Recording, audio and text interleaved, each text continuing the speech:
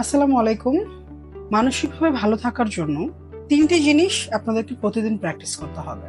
Number 1, gratitude practice করা। Number 2, breathing exercise and meditation. Number 3, proper slip. Last এপিসোডে gratitude practice করা নিয়ে আলোচনা করেছি।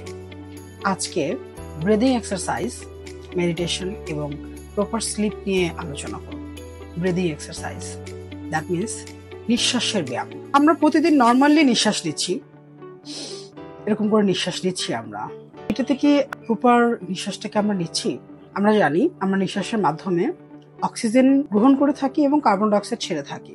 এই স্বাভাবিক নিঃশ্বাসের প্রক্রিয়ায় আমরা প্রপার অক্সিজেনটা গ্রহণও করছি না এবং প্রপার কার্বন ডাইঅক্সাইড বেরও করছি না। এতে করে কি হচ্ছে, আমাদের ব্রেনে প্রপার অক্সিজেনটা জমছে না এবং বেশি বেশি কার্বন ডাইঅক্সাইড জমে থাকতেছে, যেগুলো আমরা বের করছি না। আর এই কার্বন ডাইঅক্সাইড অতিরিক্ত মাত্রায় থাকার কারণে আমাদের ব্রেনে এত স্ট্রেস, ডিপ্রেশন, অ্যাংজাইটি, হতাশা কিছু সারাক্ষণ লেগেই থাকে। সো আমাদেরকে কি করতে হবে, ডিপ ব্রিদিং এর প্র্যাকটিস করতে হবে। তাতে করে আমরা প্রপার অক্সিজেনটা নিতে পারবো এবং কার্বন ডাই অক্সাইডটাও বের হয়ে একদম ব্রেনটা ক্লিয়ার হয়ে যাবে। খুব ছোটবেলায় আমরা একটা অ্যাড দেখেছিলাম, মনে আছে আপনাদের? ওমানিক, কে বাতি জ্বালাইলি সব ফকফকা। ব্যাপারটা কিছুটা সেই রকম। যখন আমার কার্বন ডাই অক্সাইডটা আমার ব্রেন থেকে বের হয়ে যাচ্ছে, অ্যাকচুয়ালি ফিলিপস বাতির মতোই আমার ব্রেনটা একদম ক্লিয়ার হয়ে যাচ্ছে। আর এই আবর্জনা ক্লিয়ার না করা পর্যন্ত তো আমি কখনোই শান্তি পাবো না।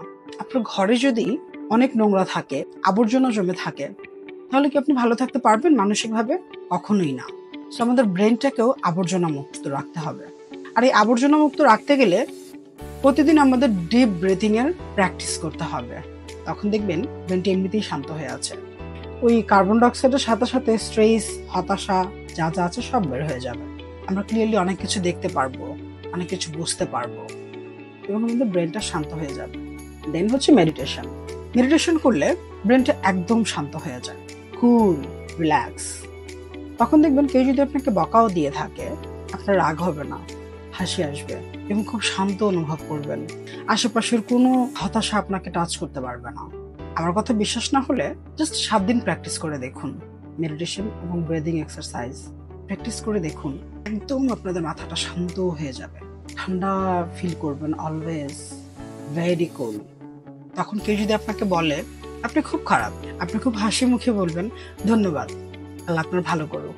And then last one and the most important thing, সেটা হচ্ছে প্রপার স্লিপ। ঘুম যদি ক্লিয়ার না হয়, তাহলে আমাদের প্রতিদিন 6 থেকে 8 ঘন্টা প্রপার স্লিপ নিতে হবে। দ্যাট মিনস প্রপার ঘুম যেটাকে বলা হয়। দেখবেন যে কোনো অসুখে কারো যদি মাথা থেকে শুরু করে পা পর্যন্ত তার শারীরিক কিংবা মানসিক যে কোনো সমস্যায় খেয়াল করে দেখবেন ডক্টররা কিন্তু ঘুমের ওষুধ দিয়ে থাকেন। এত ওষুধ দিচ্ছেন, পাশাপাশি ঘুমের ওষুধ কেন বলুন তো? কারণ আপনি যখন ঘুমাবেন আপনার ব্রেন এবং আপনার শরীর শান্ত হয়ে যাবে এবং এই শান্ত হলে তখন বডি পার্টস গুলো প্রপারলি কাজ করতে পারবে এবং আপনার অসুখ অনেকখানি ভালো হয়ে যাবে। সো ঘুম খুব ইম্পর্টেন্ট একটা জিনিস প্রতিটা মানুষের জন্য। ঘুম ঠিক তো দুনিয়া ঠিক।